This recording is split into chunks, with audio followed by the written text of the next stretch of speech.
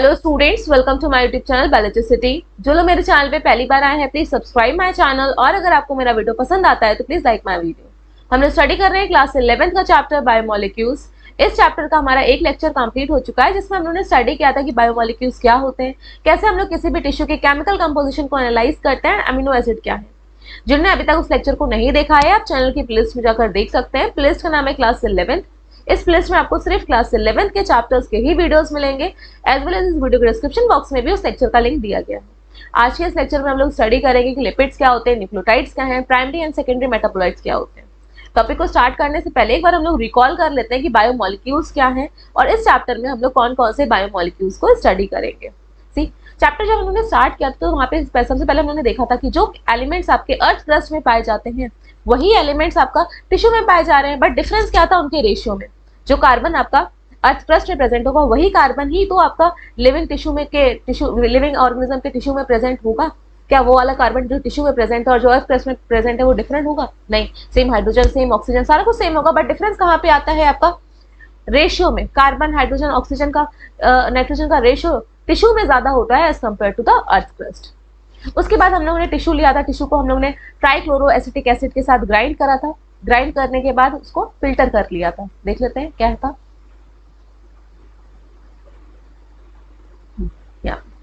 Living tissue लिया था, living tissue को ग्राइंड किसके साथ किया था? ट्राइक्लोरो एसिटिक एसिड के साथ, वाटर पेसल के हेल्प से।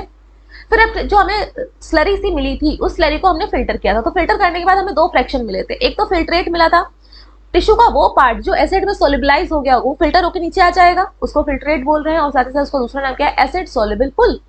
और वो पार्ट जो एसिड में सोलिबलाइज नहीं हुआ होगा वो फिल्टर के ऊपर रहा होगा, छन्नी के ऊपर ही रहा होगा, उसको हम क्या बोलते हैं? रिटेंटेट, या फिर एसिड में सोलिबलाइज नहीं हुआ है एसिड इनसोल्युबल पुल। साइंटिस्ट ने जो एसिड सोल्युबल पुल था जो आपका फिल्टर होके मिला था उसमें थाउजेंड्स ऑफ ऑर्गेनिक कंपाउंड्स देखे थे, और जितना भी आपका ये रिटेंटेट था या फिर फिल्ट्रेट था, जितना भी इसको जब टेस्ट किया तो इसमें जो भी कार्बन कंटेनिंग कंपाउंड्स मिले उनको हम लोगों ने नाम क्या दे दिया? Biomolecules. So all the carbon compounds that we get from living tissue, living tissue के अंदर जितने भी कार्बन कंपाउंड्स प्रेजेंट हैं उसको हम एक साथ क्या बोलते हैं? बायोमोलिक्यूल्स। अब बायोमोलिक्यूल्स को हम अलग अलग कैटेगरी के बेसिस में कैटेगराइज कर सकते थे। लाइक हम लोग इसको कैटेगराइज कर सकते थे ऑर्गेनिक और इनऑर्गेनिक कंपाउंड के बेसिस पे, कि कार्बन कंटेनिंग लॉन्ग चेन वाली कार्बन लॉन्ग चेन वाले कंपाउंड्स हैं तो ऑर्गेनिक बोल देंगे, इनऑर्गेनिक आपके कॉन्स्टिट्यूएंट में हम उसको डिवाइड कर सकते थे। अगर केमिस्ट्री पॉइंट ऑफ व्यू से देखते तो हम उसको ग्रुप के फंक्शनल ग्रुप के बेसिस पे डिवाइड कर सकते थे। एल्डिहाइड ग्रुप है तो एल्डिहाइड्स, कीटोन वाला ग्रुप है तो कीटोन्स, एरोमेटिक कंपाउंड, इस बेसिस पे। लेकिन हम लोग ने classify biological point of view से किया है उनको into amino acids, nucleotide basis, या फिर फैटी एसिड्स, लिपिड्स, प्रोटीन, इन सब में क्लासिफाई किया है। अब कैसे हम लोग ने बायोलॉजिकल पॉइंट ऑफ व्यू से इनको कैटेगराइज किया है वो पहले हम लोग उसका इस चैप्टर का पहले ओवरव्यू देख लेते हैं, फिर हम लोग टॉपिक को स्टार्ट करेंगे। सी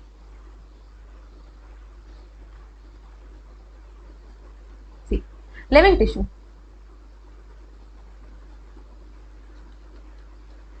छोटी क्लासेस से हम लोग पढ़ते आ रहे हैं लिविंग टिश्यू है, ऑर्गेनिज्म है, या उनके फूड में डाइट होता है तो कौन कौन से कंपोनेंट्स प्रेजेंट होते हैं? कार्बोहाइड्रेट्स, प्रोटीन्स, लिपिड, लिपिड मतलब फैट, लिपिड, न्यूक्लिक एसिड, ये सारा कुछ प्रेजेंट रहता है उनकी डाइट में। डाइट में प्रेजेंट होगा, उसी से तो हमारी बॉडी बनी हुई है। तो हम लोग अगर डाइट लेते भी हैं तो क्या खाते हैं? या तो प्लांट्स वाली वेजिटेबल्स खाएंगे, अगर नॉन वेजिटेरियन है तो फिर मीट भी खाएंगे, तो वो भी तो आपका टिश्यू ही है। तो ये सारा कुछ हम लोग की बॉडी भी इसी से बनी हुई है। तो कैसे हमने क्लासीफाई किया कि हाँ इनको, इन वाले ग्रुप को हम लोग कार्बोहाइड्रेट बोलेंगे, इस वाले फंक्शनल ग्रुप वाले जो मॉलिक्यूल्स है उनको प्रोटीन्स बोलेंगे। सी सबसे पहले हम लोग स्टार्ट करते हैं कार्बोहाइड्रेट से। तो जब केमिकल एनालिसिस हुई, केमिकल एनालिसिस ये कौन करेगा भाई? जो केमिस्ट्री पॉइंट ऑफ व्यू से हैं, तो कंपाउंड को एनालाइज करने के लिए, टेस्ट करने के लिए अलग अलग वहाँ पे टेस्टिंग होती है, रिएक्शंस होती हैं, तो उससे एनालाइज कर लिया केमिकल एनालिसिस। तो वो कंपाउंड्स, वो बायोमोलिक्यूल्स जिसमें कि हाइड्रेट्स ऑफ कार्बन मिले हमें, हाइड्रेट्स ऑफ कार्बन मतलब कार्बन के साथ OH और H ग्रुप अटैच्ड है, बाकी दूसरी दोनों पोजीशन में कोई भी अदर ग्रुप हो सकता है और लॉन्ग चेन है कार्बन की, तो उनको हम लोग ने क्या बोल दिया? कार्बोहाइड्रेट्स। Hydrates of carbon. तो ऐसे कंपाउंड जो इसमें हाइड्रेट्स ऑफ कार्बन मिल रहे थे, अदर फंक्शनल ग्रुप भी प्रेजेंट हो सकते हैं, तो वो डिफरेंट डिफरेंट टाइप से कार्बोहाइड्रेट्स हो जाएंगे। तो हमने उनको एक कैटेगरी दी, हाँ ठीक है तुम्हारे पास कार्बन है, हाइड्रोजन OH वाला ग्रुप है, तो चलो तुम लोग सब किस में आ जाओ, कार्बोहाइड्रेट्स में आ जाओ। तो एक क्राइटेरिया फिक्स कर लिया। उसके बाद हमने प्रोटीन्स देखे। अब प्रोटीन्स किसको बोला, प्रोटीन जिससे बने हुए होते हैं, तो प्रोटीन की जो यूनिट है जिससे ये बने हुए होते हैं उसको हम बोलते हैं अमाइनो एसिड। Amino acid.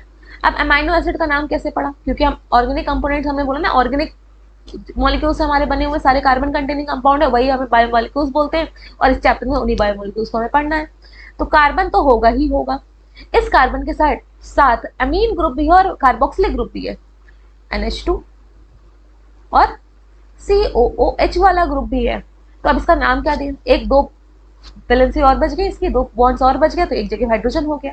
एक वैकेंट प्लेस है, ये वैकेंट है, इसको R से रिप्रेजेंट करते हैं। यहाँ पे different different functional group attach होते हैं और डिफरेंट डिफरेंट अमीनो एसिड होते हैं।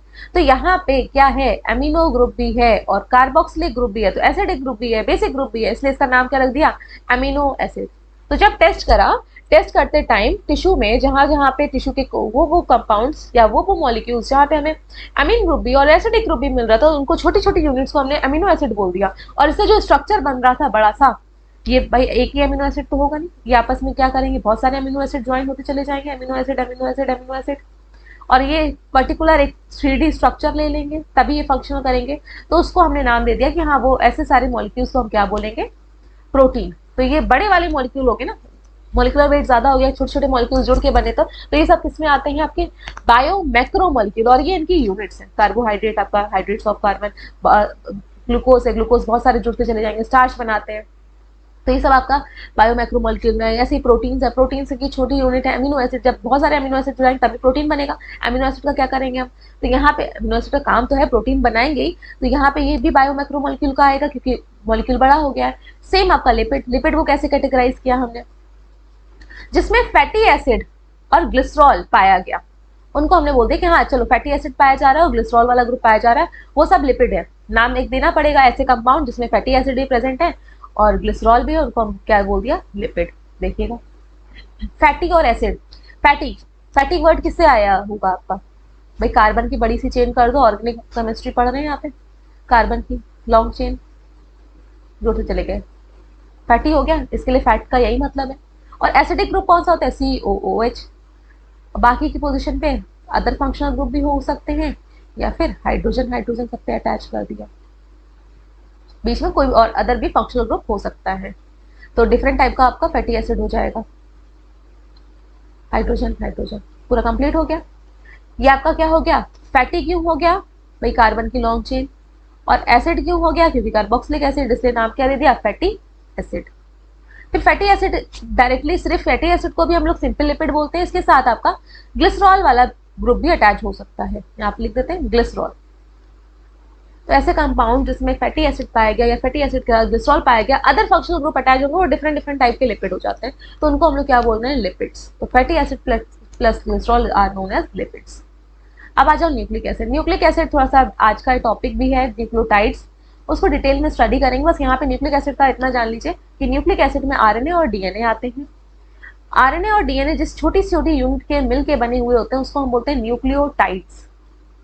न्यूक्लिक एसिड में क्या आते हैं, RNA एंड DNA, और इनकी जो स्मॉलेस्ट यूनिट होती है, ये तो भाई मैक्रोमोलिक्यूल है, जुड़ जुड़ के बने हुए स्मॉल स्मॉल यूनिट आपस में अटैच होती हैं और तब जाके RNA और DNA बन रहे हैं, तो इनकी यूनिट है जिसको क्या बोल रहे हैं, न्यूक्लियोटाइड।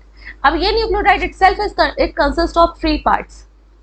फॉस्फेट ग्रुप इसमें अटैच्ड है, शुगर वाला कार्बोहाइड्रेट ग्रुप भी अटैच्ड है और नाइट्रोजनस बेस भी अटैच्ड है, तब जाके एक न्यूक्लियोटाइड बनता है। और ये बहुत सारे न्यूक्लियोटाइड अटैच होते हैं तब आपका DNA RNA बनते हैं।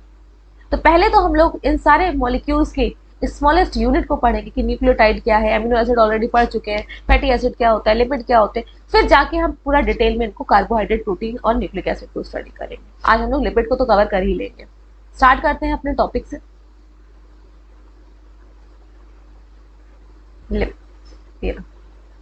Lipids, lipids are generally water insoluble, ये वाटर में सॉल्युबलाइज नहीं होते हैं। और अगर सिंपल लिपिड की बात करते हैं तो they consist of only fatty acid. Fatty acid अभी हमने देखा था।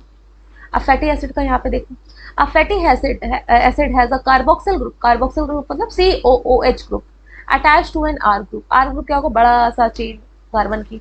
The R group it could be methyl, simple हो सकता है CH3, एक प्लेस बचा कार्बन का, CH4 होता है ना मीथेन, तो CH3 और एक प्लेस पे R ग्रुप आ गया। ठीक, ये सॉरी फैटी एसिड वाला ग्रुप आ गया। इथाइल C2H5 ये, और क्या आ गया COH या हायर नंबर। अब इसके बेसिस पे आपका 16 कार्बन का अगर चेन है तो वो कौन सा एसिड है, पाल्मिटिक एसिड है इंक्लूडिंग कार्बोक्सिल कार्बन। अगर 20 कार्बन की उसको हम लोग एरिकिडोनिक एसिड बोलते हैं इंक्लूडिंग कार्बोक्सिल कार्बन। अब देखो फैटी एसिड का स्ट्रक्चर देखो कितना इजी सा है, यहाँ पे देखिएगा 16 कार्बन का हमें पाल्मिटिक एसिड सपोज बनाना है, 1 2 3 4 5 6 7 8 9 10 11 15 और 16 वाला कार्बोक्सिलिक को ऐड करके ना, तो ये हो गया COOH। फैटी की हो गया कार्बन की बड़ी सी चेन, एल्केन वाले ग्रुप आ गए, और COH डबल बॉन्ड भी हो सकता है, सैचुरेटेड भी हो सकते हैं, अनसैचुरेटेड भी हो सकते हैं, डिपेंड करता है किस टाइप का आपका फैटी एसिड है। बाकी रेस्ट पोजीशन पे हमें क्या अटैच कर दें, रेस्ट पे हम लगा देते हैं हाइड्रोजन, सब पे हाइड्रोजन। या फिर किसका स्ट्रक्चर हो गया, पार्मिटिक एसिड का। ऐसे अगर 20 होते तो आपका एरिकडोनिक एसिड का होता। ठीक है, कार्बोक्सिल ग्रुप को अटैच करना है लास्ट में, ये अटैच हो गया आपका, ये आपका सिंपल फैटी एसिड्स है। ठीक है, लिपिड्स है। इसके बाद fatty acid could be saturated. Saturated word का मतलब क्या होता है, सिंगल आपका बॉन्ड प्रेजेंट हो, डबल ट्रिपल बॉन्ड ना प्रेजेंट हो कार्बन कंपाउंड्स के बीच में। और अनसैचुरेटेड भी हो सकते हैं विद वन और more carbon carbon double bonds, carbon के बीच में डबल बॉन्ड। ये केमिस्ट्री का थोड़ा सा पार्ट है, आपको पता ही होना चाहिए। सैचुरेटेड ग्रुप्स कौन से होते हैं और अनसैचुरेटेड कौन से होते हैं। सैचुरेटेड में सिंगल कार्बन एक कार्बन से एक बॉन्ड से जुड़ा होता है, अनसैचुरेटेड में डबल बॉन्ड या ट्रिपल बॉन्ड होते हैं। दूसरे सिंपल लिपिड्स कौन से हैं, ग्लिसरॉल। ग्लिसरॉल क्या होते हैं, ट्राई हाइड्रोक्सी प्रोपेन। अब यहाँ पे ट्राई हाइड्रोक्सी प्रोपेन को बना दें, प्रोपेन मतलब 3, तो 3 कार्बन कंटेनिंग कंपाउंड। ठीक, हाइड्रोक्सी है तो कौन सा ग्रुप होगा, OH वाला ग्रुप होगा। ठीक है, OH लगा दिया। बाकी की रेस्ट प्लेस पे हमें क्या लगाना है, हाइड्रोजन लगाना है। तो हाइड्रोजन का किसका, इस कार्बन के 4 बचे, एक 2 बचे इधर, एक और ये इसका 1 बचा क्योंकि एक तो ऊपर अटैच हो गया, कंप्लीट हो गया, ये इधर हो गया, और ये आपका किसका है, ग्लिसरॉल का फॉर्मूला है। तो ग्लिसरॉल और ये एसिड जुड़ जाएंगे तब भी लिपिड बनेगा, ग्लिसरॉल प्लस फैटी एसिड, ये भी लिपिड है आपका, देखिएगा। अनदर सिंपल लिपिड कौन सा, सिंपल लिपिड की बात हो रही है, ग्लिसरॉल भी आपका एक सिंपल लिपिड है, फैटी एसिड भी सिंपल लिपिड है। और many lipids have both, glycerol भी होता है और फैटी एसिड भी होता है। Here the fatty acids are found esterified with glycerol, they can then be called as monoglyceride, diglyceride and triglyceride। Mono एक सिंगल फैटी एसिड होगा, डाई डबल फैटी एसिड होंगे, ट्राई ट्रिपल होंगे। अब कैसे structure है, उसको स्ट्रक्चर आपका कभी पूछा नहीं जाएगा, लेकिन समझ लीजिए कैसे बनाना है इसको। सबसे पहले हम ग्लिसरॉल बना लेते हैं। कितने कार्बन होते हैं यहाँ पे, 3 कार्बन, 1 2 3, 3 हो गया। अब भाई OH ग्रुप तो अटैच करना ही होगा, OH OH OH। बाकी के रेस्ट प्लेस पे क्या आ जाएगा, हाइड्रोजन हाइड्रोजन, ये ग्लिसरॉल हो गया। अब ये ग्लिसरॉल को हमें किससे अटैच करना है, फैटी एसिड से, तो फैटी एसिड को लिख लेते हैं, इसका C, एक सेकेंड उल्टा लिख रहे हैं, COOH कार्बोक्सिल ग्रुप, इस तरह से लिख दिया है। अटैचमेंट भी लिखना है हमें, COH। अब ये मैनी कार्बन चेन से अटैच्ड है, पूरा N नंबर तक लिख दे रहे हैं, और सबसे क्या अटैच होंगे, हाइड्रोजन, हाइड्रोजन अटैच हो गए। अब यहां से हम क्या रिलीज कर दें, यहां से क्या रिलीज हो जाए, वाटर, OH और एक हाइड्रोजन, वाटर रिलीज हो गया। अब ये क्या बना लेंगे, ईस्टर बॉन्ड बना लेते हैं। कैसे बनाएंगे उसको ड्रॉ करते हैं, ये हो गया। इधर क्या बचा, COO बचा, इसको हटा देते हैं। ईस्टर बॉन्ड को देखिएगा, ईस्टर बॉन्ड क्या होता है, O बीच में हो, एक इधर ग्रुप अटैच्ड है ग्लिसरॉल वाला, और इस साइड फैटी एसिड वाला, इधर कार्बन था। ठीक, इसके साथ फिर अगेन C और इसका एक O बचा ना, ये इस तरह से जुड़ गया। तो ये जो बॉन्ड बना O, ये इधर भी आपका पूरा ग्लिसरॉल और इधर आपका पूरा फैटी एसिड वाला ग्रुप, इसको हम ईस्टर बॉन्ड बोलते हैं। तो जब आपका ये वाले ग्रुप इस तरह से सिर्फ सिंगल आपका फैटी एसिड जुड़ा था तो ये क्या हो जाएगा, मोनोग्लिसराइड। फिर सेम अगर नीचे वाली पोजीशन में भी आपका यहाँ पे फैटी एसिड जुड़ जाता है तो ये क्या हो जाएंगे आपके डाइग्लिसराइड, ठीक है। और बिल्कुल लास्ट वाले में भी जुड़ जाएगा तब ये क्या हो जाएंगे आपके triglyceride. I hope mono di triglyceride आपको समझ में आ गया होगा, ग्लिसरॉल के साथ फैटी एसिड जुड़ जाए, ठीक है। यहाँ पे पॉइंट्स को एक बार रीड कर लीजिए फिर से, अगेन रिपीट करना है, जितनी बार आप रिपीट करेंगे आप फैमिलियर होंगे उन वर्ड से। लिपिड क्या थे, वाटर में इंसॉल्युबल थे, सिंपल फैटी एसिड्स भी थे। Fatty acid long chain of carbon और COOH वाला ग्रुप आपको अटैच करना है। बीच में अदर फंक्शनल ग्रुप अगर अटैच हो जाएंगे तो डिफरेंट डिफरेंट टाइप के आपके लिपिड्स हो जाएंगे। फैटी एसिड आपका कोई भी ग्रुप हो सकता है, मतलब मिथाइल ग्रुप भी हो सकता है या C2H5 भी हो सकता है, ज्यादा कार्बन वाला कंपाउंड भी हो सकता है, बस उसमें क्या हो कार्बोक्सिलिक ग्रुप हो। अगर 16 कार्बन का हेटेरोजोनस पाल्मिटिक एसिड, 20 कार्बन का हेटेरोजोनस अल्कटोनिक एसिड। फैटी एसिड आपके सैचुरेटेड भी हो सकते हैं और अनसैचुरेटेड भी हो सकते हैं। सैचुरेटेड मतलब सिंगल कार्बन भी हो सकता है, अनसैचुरेटेड मतलब डबल कार्बन कार्बन के बीच, डबल बॉन्ड, नॉट सिंगल का कार्बन, सिंगल बॉन्ड भी हो सकता है कार्बन के बीच में तो सैचुरेटेड, और अगर डबल बॉन्ड कार्बन के बीच में प्रेजेंट है या ट्रिपल बॉन्ड प्रेजेंट है तो वो अनसैचुरेटेड भी हो सकते हैं। दूसरा सिंपल लिपिड हम लोगों ने क्या पढ़ा, ग्लिसरॉल। ये क्या होते हैं, ट्राई हाइड्रोक्सी प्रोपेन, CCC था और OH ग्रुप को अटैच कर दिया था। और बाकी के क्या थे, बहुत सारे जो लिपिड्स होते हैं जिसमें कि ग्लिसरॉल और फैटी एसिड दोनों ही प्रेजेंट होता है, ग्लिसरॉल भी और फैटी एसिड भी है। और यहाँ पे जो फैटी एसिड जुड़ा होता है वो ईस्टर बॉन्ड से जुड़ा हुआ होता है। ईस्टर बॉन्ड क्या होता है, ऑक्सीजन के इस साइड कोई अदर फंक्शनल ग्रुप, ऑक्सीजन के इस साइड कोई और अदर फंक्शनल ग्रुप, उसको हम ईस्टर बॉन्ड बोलते हैं। और अगर डिपेंड करता है कि किस यहाँ पे तीनों से अगर अटैच्ड होंगे, तीनों OH ग्रुप से अटैच्ड है तो आपका ट्राइग्लिसराइड दो से अटैच्ड है, ग्लिसरॉल के एक ही आपका दो जगह पे फैटी एसिड जुड़े हुए हैं तो उनको डाइग्लिसराइड, और सिर्फ सिंगल फैटी एसिड जुड़ा हुआ है तो उसको मोनोग्लिसराइड बोलते हैं। Monoglyceride, diglyceride and triglycerides. Next point, these are also called fat और ऑयल्स भी इनको बोलते हैं depending upon their melting point. अगर ये विंटर्स में भी फ्लूइड स्टेट में मतलब मेल्ट है तब इनको क्या बोलेंगे, ऑयल बोलेंगे। अगर ये सॉलिडिफाई हो जा रहा है तब इसको फैट बोलेंगे। तो these are also called fat and oils. Oils have lower melting point, example gingelly oil, gingelly oil को याद रखना है।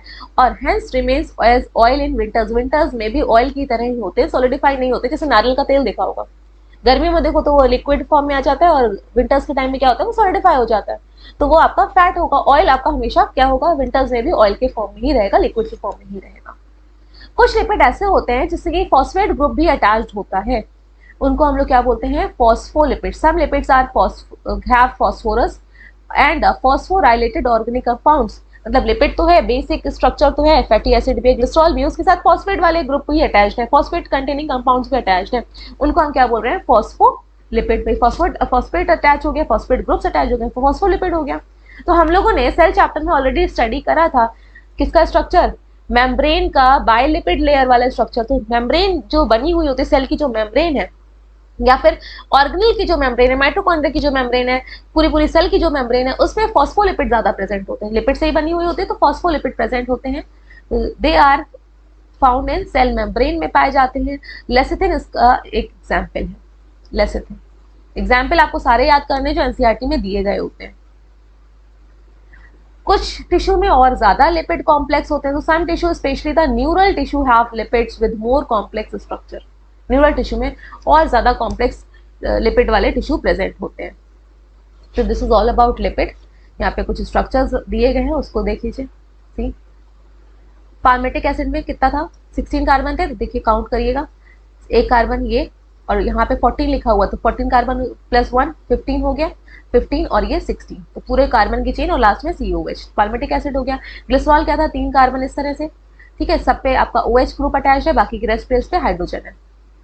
फिर इसके बाद ट्राइग्लिसराइड क्या थे, ट्राइग्लिसराइड देखिएगा, ट्राई एक फैटी एसिड वाला किससे जुड़ा हुआ है, ईस्टर बॉन्ड से। ईस्टर बॉन्ड को हाईलाइट कर देते हैं, ये देखिए ईस्टर बॉन्ड, ये ईस्टर बॉन्ड, और इधर इस साइड लिख दिया स्पेस की वजह से। और बाकी आपके तीनों जगह पे क्या अटैच है, इतना पूरा फैटी एसिड वाला, तो तीनों पोजीशन पे अटैच है, इसलिए हम इसको क्या बोल रहे हैं, ट्राइग्लिसराइड।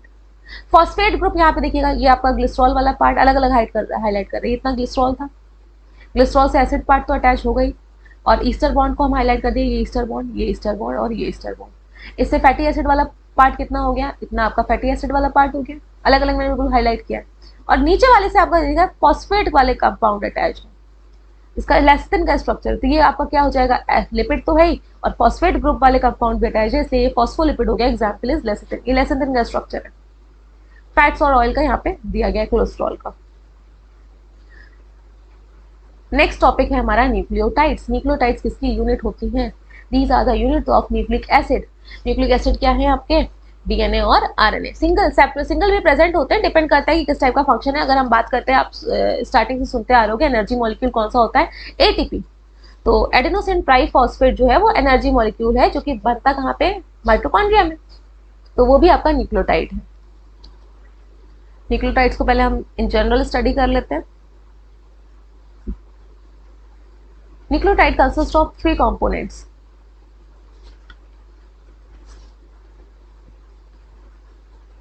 न्यूक्लियोटाइड्स कौन कौन से होते हैं इसमें? फॉस्फेट ग्रुप प्रेजेंट होता है, phosphate group, pentose sugar, 5 carbon वाली, 5 कार्बन कंटेनिंग जो शुगर होगी, कार्बोहाइड्रेट होगा, और इसके साथ नाइट्रोजन कंटेनिंग बेसिस। बेसिस सब जानते हैं, पीएच मोर देन 7 और नाइट्रोजन प्रेजेंट है, तो इसलिए इसका नाम क्या दे दिया? Nitrogenous bases. ये जब तीनों प्रेजेंट होंगे तब आपका एक बनता है न्यूक्लियोटाइड। तो क्या है? Phosphate group, pentose sugar carbohydrate है, और नाइट्रोजनस बेसिस, ये न्यूक्लियोटाइड बना रहे हैं। और जब आपका सिर्फ पेंटोज शुगर और नाइट्रोजनस बेस अटैच्ड है, then it is known as nucleoside. और जब इस न्यूक्लियोसाइड में ये फॉस्फेट ग्रुप भी अटैच्ड हो जाएगा, तब हम इसको बोलेंगे nucleotide. Phosphate group H3PO4, pentose यहाँ पे डिपेंड करता है कौन सी शुगर है, 2 होंगी, या तो आपकी डीऑक्सीराइबोज होगी, राइबोज शुगर ही कार्बोहाइड्रेट है, और या फिर राइबोज शुगर होगी। नाइट्रोजनस बेसिस भी 4 टाइप के हैं, डीएनए में और आरएनए में। इनको हम लोग प्यूरिन और पिरिमिडीन में क्लासिफाई करेंगे। 2 आपके प्यूरिन में आते हैं, 2 आपके पिरिमिडीन में आते हैं। इसका नाम अभी हम लोग स्टडी करेंगे, पहले हम लोग इन जनरल न्यूक्लियोटाइड को देख लेते हैं। सी nucleotides, many carbon compounds have heterocyclic rings like nitrogenous bases। Nitrogen containing basis है और हेट्रोसाइक्लिक रिंग है। साइक्लिक मतलब हेट्रोसाइक्लिक होगी, एक साथ जुड़ी हुई होंगी और अंदर डबल बॉन्ड से प्रेजेंट होंगे। तो वो कौन कौन से हैं आपके? 4 हैं यहाँ पे, 4 एक डीएनए में, 4 आपके आरएनए में, और एक आपका जो होता है वो डीएनए में प्रेजेंट होता है लेकिन आरएनए में नहीं होता, और एक आपका आरएनए में होता है लेकिन डीएनए में नहीं होता है। तो इन जनरल टोटल यहाँ पे कितने हो गए? 5 हो गए। Adenine, guanine, cytosine, uracil and thymine. अब देखिएगा यहाँ पे इनके स्ट्रक्चर को। सी एडेनिन क्या बोला था? बोला था ना कि वो कंपाउंड जिसमें नाइट्रोजन प्रेजेंट हो, तो नाइट्रोजन बेसिस ये है, नाइट्रोजन प्रेजेंट है, दिख रही है। बाकी प्लेसेस पे तो कार्बन तो होगा ही, कार्बन जहाँ पे पॉइंट होगा वहां पे हर जगह कार्बन है। कार्बन कार्बन कार्बन, ये सब हर जगह पे कार्बन ही है, कार्बन नहीं शो करते हैं हम लोग। ठीक है, कार्बन है और साथ ही साथ क्या प्रेजेंट है इसमें? नाइट्रोजन। ये देखिए, अब हेट्रोसाइक्लिक रिंग भी होगी, सिंगल है। ऊपर वाले में देखो डबल रिंग दिख रही है, कितनी रिंग है? 1 एंड 2। इसको हाईलाइट दूसरे कलर से लिख देते हैं, 1 एंड 2। और नीचे वाले यूरेसिल जो लिखा हुआ है उसमें सिर्फ सिंगल रिंग प्रेजेंट है। तो रिंग के बेसिस पे भी हमने इनको क्लासिफाई किया है। अगर डबल रिंग प्रेजेंट है तो वो किस में आते हैं? प्यूरिन्स में आते हैं, नाइट्रोजनस बेसिस। और सिंगल रिंग प्रेजेंट वो पिरिमिडीन में आते हैं। देखिए ये टोटल आपके 4 टाइप के। इनको आपको केमिकल स्ट्रक्चर नहीं याद करना है, सिर्फ आपको यहाँ पे नेम याद करना है। सी नाइट्रोजनस बेसिस न्यूक्लियोटाइड का पार्ट है। नाइट्रोजनस बेसिस क्या है? बेसिस है जिसमें कि नाइट्रोजन प्रेजेंट है, नाइट्रोजन। और ये कैसे हैं आपके? हेट्रोसाइक्लिक है, हेट्रोसाइक्लिक। अगर सिंगल रिंग प्रेजेंट है इसमें, सिंगल रिंग प्रेजेंट है, तब इनको हम क्या बोलेंगे? पिरिमिडीन। और अगर डबल रिंग प्रेजेंट है तब हम इनको क्या बोलेंगे? प्यूरिन। सिंगल रिंग थी इस तरह से और डबल रिंग, सिर्फ रिंग वाला स्ट्रक्चर बना रहे हैं। इस रिंग के बेसिस पे हमने 2 में क्लासिफाई कर दिया। प्यूरिन में कौन कौन से हैं? सी प्यूरिन में आपके हैं एडेनिन, इसका नाम है, सिर्फ आपको नाम याद रखना है, एडेनिन, ग्वानिन। और pyrimidine में है साइटोसिन, थायमिन एंड यूरेसिल। ये तीन आपके pyrimidine में है और दो यहाँ पे प्यूरिन में है। जो आपका डीएनए होता है, डीएनए में जो न्यूक्लियोटाइड प्रेजेंट होता है उसमें जो नाइट्रोजनस बेस है उसमें थायमीन प्रेजेंट होता है, यूरेसिल और सॉरी नॉट यूरेसिल, साइटोसिन और थायमीन प्रेजेंट होता है। और जो आरएनए होता है उसमें थायमीन नहीं होता है, यूरेसिल होता है। डीएनए में यूरेसिल नहीं है, थायमीन है, और आरएनए में यूरेसिल है, थायमीन नहीं होता है। ये आपके प्यूरिन और pyrimidine total 5 nitrogenous bases present होते हैं न्यूक्लियोटाइड में। ठीक है, नेक्स्ट पॉइंट रीड कर लेते हैं। अगर यही नाइट्रोजनस बेसिस अटैच्ड होते हैं किससे, शुगर से, शुगर से अटैच्ड होंगे तब हम इनको बोलेंगे न्यूक्लियोसाइड। सी इस डायग्राम में देखिएगा, न्यूक्लियोसाइड अभी हम लोगों ने स्टडी किया था।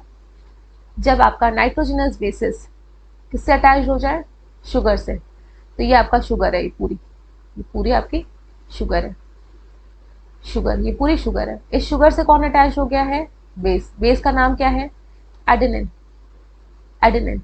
तब इसको हम क्या बोल रहे हैं, न्यूक्लियोसाइड।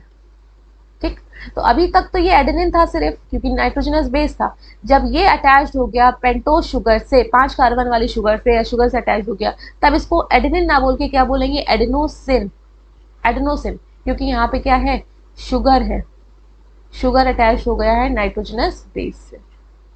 ठीक, नेक्स्ट पॉइंट सी, न्यूक्लियोसाइड क्या होता है, शुगर प्लस नाइट्रोजनस बेस, इसको न्यूक्लियोसाइड साइड बोल रहे हैं, एस इज देयर। इससे इसके बेसिस पे आपके जो एडेनिन था वो एडेनोसिन हो गया, ग्वानिन था वो ग्वानोसिन हो गया, थायमीन था वो थायमिडीन हो गया, यूरेसिल था वो यूरिडीन उसको बोलेंगे, और साइटोसिन को हम लोग साइटिडीन बोलेंगे। ये क्या है, आपके न्यूक्लियोसाइड्स हैं। अब इससे जब फॉस्फेट ग्रुप भी अटैच हो जाए, ईस्टरिफाइड हो जाए, सी क्या अटैच हो गया, फॉस्फेट ग्रुप, तब हम इसको न्यूक्लियोटाइड बोलेंगे। तो यहाँ पे देखिएगा इसी सेम डायग्राम में, इधर वाली साइड को रेज कर दे, थर्ड वाले डायग्राम में देखिएगा, मेन था जिससे कि आपका अटैच था, ये आपका शुगर वाला ग्रुप। शुगर से जब अटैच हो जाता है नाइट्रोजनस बेस एडेनिन, तब इसको क्या बोल रहे थे, न्यूक्लियोसाइड। और यहाँ पे फिर लास्ट वाला जो कार्बन था उससे कौन अटैच हो गया, फॉस्फेट ग्रुप, देखिए H3PO4। तो ये क्या हो गया आपका nucleotide, then we called it as nucleotide.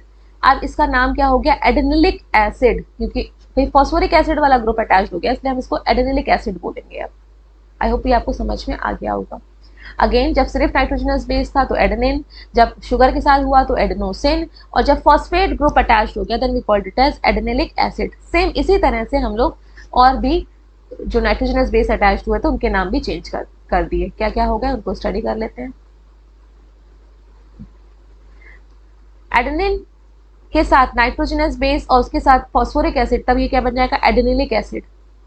Thymine था, थायमीन से थायमिडीन हुआ, और थायमिडीन के बाद जब फॉस्फोरिक ग्रुप, फॉस्फेट ग्रुप जुड़ गया तो थायमिडिलिक एसिड।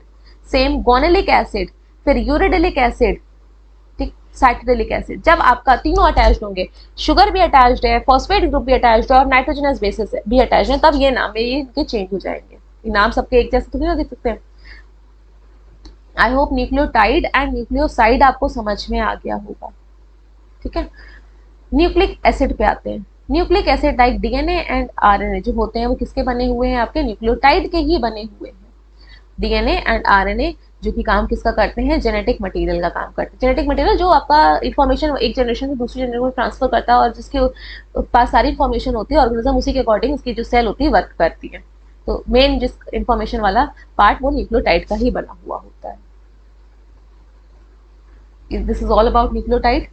इसके बाद जो आज का हमारा टॉपिक है it is primary and secondary metabolite. Primary word का मतलब क्या होता है भाई, प्राइमरी पहले नंबर पे, प्रायर बेसिस पे प्राइमरी। सेकेंड नंबर पे उसको सेकेंडरी बोल देते हैं, हाँ ये चलो सेकेंडरी है दूसरे नंबर पे। अब मेटाबोलाइट्स क्या है, प्लांट्स में, फंगस में, बैक्टीरिया में कुछ ऐसे कंपाउंड्स पाए जाते हैं जो कि उनकी लाइफ के प्रोसेसेस के लिए, जो उनकी लिविंग नेचर है वो मेंटेन रहे, उसके लिए बहुत ज़्यादा ज़रूरी है। तो ऐसे मॉलिक्यूल्स को हम लोग क्या बोलते हैं? Primary metabolites. Biomolecule, carbon containing molecules जो कि लिविंग ऑर्गेनिज्म में पाए जाते हैं, which are present in all living organism has identifiable function. इनका फंक्शन हमें पता है कि उस लिविंग ऑर्गेनिज्म में वो क्या फंक्शन कर रहे हैं, वो बायोमोलिक्यूल का क्या फंक्शन है, उनको हम लोग क्या बोलते हैं? Primary metabolite. प्राइमरी मतलब हाँ उसका फंक्शन तो पता है, एटलीस्ट प्लांट में अगर हम कोई भी कंपाउंड की बात कर रहे हैं, कोई भी बायोमोलिक्यूल की बात कर रहे हैं, अगर उसे फंक्शन पता होगा, प्लांट में वो यूजफुल भी है, प्लांट के प्रोसेस के लिए, फिजियोलॉजिकल प्रोसेस के लिए वो बहुत ज़्यादा यूजफुल है। सपोज वो रेस्पिरेशन के लिए या फिर फोटोसिंथेसिस के लिए काम कर रहा है या प्रोटेक्शन के लिए भी काम कर रहा है, तो वो किस में आएंगे? प्राइमरी मेटाबोलाइट्स में आएंगे। लेकिन बहुत से मॉलिक्यूल अभी हमने ऐसे देखे जिसके कि अभी हमें पता ही नहीं है कि उस लिविंग ऑर्गेनिज्म में उनका फंक्शन क्या है भी कि नहीं है, ऐसे ही बन रहे हैं। बहुत सारे कंपाउंड ऐसे होते हैं कि हाँ ऑर्गेनिज्म बना तो रहा है, लेकिन हमें फंक्शन ना तो हमें पता है और ना ही उसमें अभी तक कोई फंक्शन वो परफॉर्म कर रहे हैं। उसको नहीं भी प्रेजेंट होगा, उसको एक्सट्रैक्ट भी कर लेंगे उस पार्ट से, प्लांट से या फिर किसी भी ऑर्गेनिज्म से, उसके ऊपर कोई इफेक्ट नहीं पड़ने वाला उसकी फंक्शनिंग के ऊपर। उनको हम बोलते हैं सेकेंडरी मेटाबोलाइट। वे काम उनके लिए यूजफुल है ही नहीं, वो बना रहे हैं बस, हमारे लिए भले ही वो यूजफुल हो जाए, उनकी बॉडी में कोई काम का ही नहीं है, या फिर अभी तक हम लोग इसको आइडेंटिफाई भी इतना नहीं कर पाए हैं, तो उनको हम लोग सेकेंडरी मेटाबोलाइट बोलते हैं। देखिएगा, in plants, fungus and microbes many compounds other than metabolites are present. Example alkaloids, alkaloids हैं आपके, फ्लेवोनॉइड्स हैं, रबर है, इसेंशियल ऑयल्स हैं, एंटीबायोटिक्स हैं, कलर्ड पिगमेंट्स प्रेजेंट हैं, सेंट्स हैं, गम्स हैं, स्पाइसेस हैं। इनका फंक्शन अभी तक नहीं पता है हमें, नॉट नोन येट। और प्लांट में ये ज़्यादा फंक्शनल भी नहीं होते हैं, फिजियोलॉजिकल प्रोसेस, उसके जो लिविंग प्रोसेस को मेंटेन करने के रिस्पॉन्सिबल जो मॉलिक्यूल्स की रिक्वायरमेंट होती है वो इनका हो चाहे ना हो, फर्क नहीं पड़ता है, ठीक। इसलिए हमने इनको सेकेंडरी मेटाबोलाइट बोल दिया। मैनी ऑफ देम, लेकिन हाँ ये ह्यूमन के लिए बहुत ही ज़्यादा यूजफुल है, बहुत सारे। Many of them are useful to human welfare, like rubber. Rubber is a secondary metabolite. Plant में क्या काम है हमें नहीं पता ना, प्लांट में इतना यूजफुल है, बस वो हमारे काम आ रहा है। बहुत सारी दवाइयाँ प्लांट में, वो कंपाउंड्स बन तो रहे हैं लेकिन प्लांट में उनका काम नहीं है। स्पाइसेस, प्लांट में क्या काम है स्पाइसेस का? जो मसाले होते हैं, सेंट, पिगमेंट्स, ठीक है। प्लांट तो अपना क्या करता है? फिक्स करता है, अपना खाना बनाता है, सर्वाइव करता है, अपनी रिप्रोडक्शन वाला प्रोसेस करता है। लेकिन बहुत सारे कंपाउंड भी बनते हैं जो उसके फिजियोलॉजिकल प्रोसेस के लिए इंपॉर्टेंट नहीं है। Some secondary metabolites have ecological importance. Ecological importance मतलब हमारे लिए वो यूजफुल है, हम उसको ड्रग्स बना सकते हैं, रबर यूज कर सकते हैं, अपने प्रोडक्ट हम लोग यूजफुल वाले बना सकते हैं, उससे ले सकते हैं। एनसीईआरटी की टेबल को देख लेते हैं सेकेंडरी मेटाबोलाइट्स की जो दी गई है। सी कौन कौन से सेकेंडरी मेटाबोलाइट्स हैं यहाँ पे? पिगमेंट्स, कलरफुल जो सब्सटेंसेस होते हैं, कैरोटिनॉइड्स, आपका एंथोसाइनिन, ये सब सेकेंडरी मेटाबोलाइट में। एल्कलॉइड्स, बेसिक कंपाउंड जिसमें एटलीस्ट एक नाइट्रोजन वाला, नाइट्रोजन तो प्रेजेंट ही हो, जिसमें मॉर्फिन है, कोडीन है, ये सब ड्रग्स में हम लोग यूज कर सकते हैं। टर्पिनॉइड्स हैं, मोनोटर्पीन्स एंड डाइटर्पीन्स, आप टर्पीन्स भी पढ़ोगे केमिस्ट्री में कि टर्पीन वाले कंपाउंड कौन से होते हैं। एसेंशियल ऑयल्स हमें मिलते हैं, ये भी आपके सेकेंडरी कंपाउंड मेटाबोलाइट्स हैं। लेमन ग्रास ऑयल है, टॉक्सिन सब्सटेंस भी है, एब्रिन भी है, रिसिन भी है, लैक्टेंस भी हैं जिसमें कि कॉनकेनाविलिन भी, ए भी है, ड्रग्स है, विनब्लास्टिन है, करक्यूमिन है। पॉलीमेरिक सब्सटेंसेस हैं, पॉलीमर मतलब एक के बाद लॉन्ग चेन बनी हुई किसी भी मॉलिक्यूल की रिपीटिंग यूनिट हो, रबर है, गम्स है, सेलुलोज है, ये सब आपका सेकेंडरी मेटाबोलाइट्स में आते हैं। This is all about primary and secondary metabolites.